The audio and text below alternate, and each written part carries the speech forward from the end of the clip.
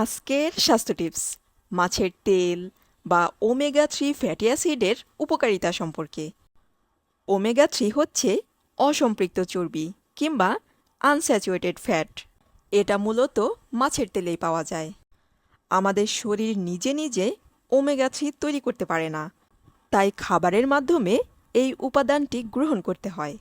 বিশেষ করে বিভিন্ন ধরনের সামুদ্রিক মাছ যেমন salmon, mackerel, sardine, herring, tuna এবং ইলিশ মাছও ওমেগা 3 এর খুব ভালো উৎস।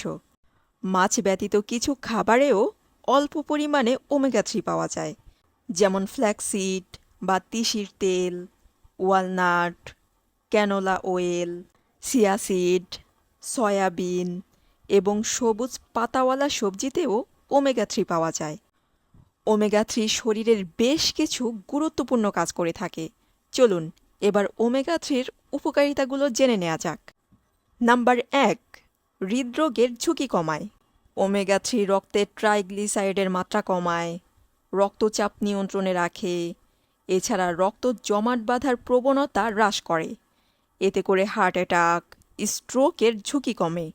নাম্বার 2, ওমেগা 3 মস্তিষ্কের কোষ গঠনে সাহায্য করে। এটি স্মৃতিশক্তি বাড়ায়, এছাড়া ডিমেনশিয়া কিংবা অ্যালঝেইমার রোগের ঝুঁকি কমাতে সাহায্য করে।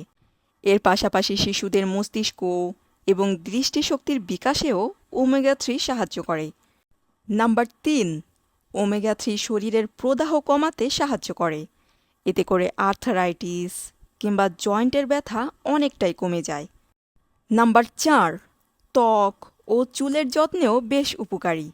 ওমেগা 3 ত্বকের আর্দ্রতা ধরে রাখে, প্রদাহ কমায়, এছাড়া ত্বককে স্বাস্থ্যকর করে তোলে।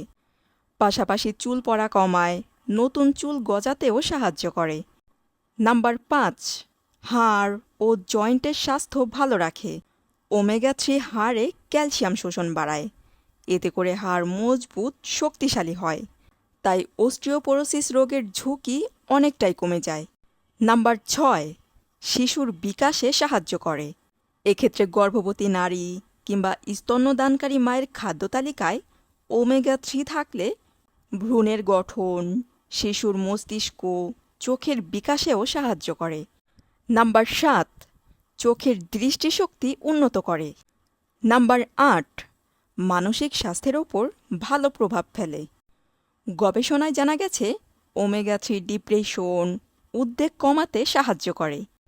এক্ষেত্রে সপ্তাহে 2 থেকে 3 দিন ওমেগা সমৃদ্ধ খাবার খেলেই কোনো সাপ্লিমেন্ট খাওয়ার দরকার নেই। বিশেষ করে হৃদরোগের ঝুঁকি থাকলে, রক্তে ট্রাইগ্লিসারাইড বেশি থাকলে অথবা হৃদরোগীদের ক্ষেত্রে এই ধরনের সাপ্লিমেন্ট নেওয়ার আগে অবশ্যই চিকিৎসকের পরামর্শ নিতে হবে। আমার আজকের ভিডিও এই পর্যন্তই। স্বাস্থ্য সম্পর্কিত বিভিন্ন ধরনের ভিডিও পেতে তানিজাস ডায়েরির সাথেই থাকুন। ধন্যবাদ।